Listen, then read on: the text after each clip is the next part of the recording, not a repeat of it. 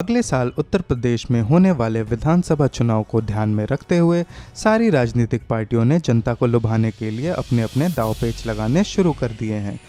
विपक्ष में बैठी पार्टियों ने सत्ताधारी भारतीय जनता पार्टी के 4.5 साल के कार्यकाल पर भी सवाल उठाने शुरू कर दिए हैं। इसी चुनावी आरोप प्रत्यारोपों के बीच रविवार को योगी सरकार ने अपने मंत्रिमंडल में कुछ नए चेहरे जोड़े। इस विस्तार के तहत 7 नए मंत्रियों को कैबिनेट में शामिल किया गया, जिससे अब उत्तर प्रदेश सरकार में मंत्रियों की संख्या कुल 60 हो गई है।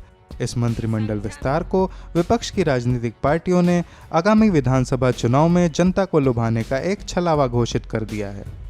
दरअसल रविवार को योगी सरकार के मंत्रिमंडल में हुए इस विस्तार में जिन 7 नए चेहरों को शामिल किया गया है, उससे यह साफ है कि भारतीय जनता पार्टी राज्य में जाति के आधार पर बनी हुई राजनीतिक पार्टियों का प्रभाव कम करना चाहती है।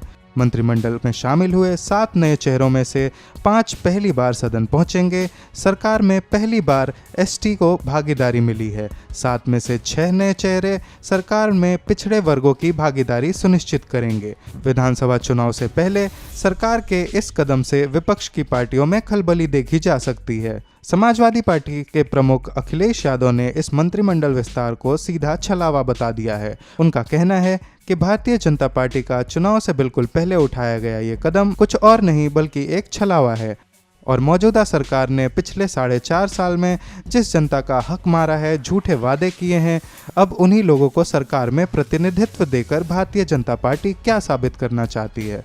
उन्होंने ट्विटर के माध्यम से कहा कि जब तक नए मंत्रियों के नामों की पट्टी का रंग सूखेगा तब तक तो चुनाव की आचार संहिता लागू हो जाएगी। आम आदमी पार्टी के राज्यसभा सांसद व प्रदेश प्रभारी संजय सिंह ने योगी सरकार से ये सवाल किया कि भारतीय जनता पार्टी को दलित और पिछड़े वर्गों की याद हमेशा आखिरी समय पर ही क्यों आती है। वहीं दूसरी तरफ बहुजन समाज पार्टी प्रमुख मायावती ने भी सरकार के इस मंत्रिमंडल विस्तार पर तंज कसते हुए अपने ट्विटर हैंडल पर कहा कि जिन लोगों को भाजपा ने उत्तर प्रदेश में जातिगत वोटों के लिए मंत्री बनाया है, अच्छा होता वो लोग अपना पद स्वीकार ही नहीं करते, क्योंकि जब तक वो अपने लोगों की समस्याओं को समझेंगे तब तक चुनाव की आचार संहिता लागू हो जाएगी।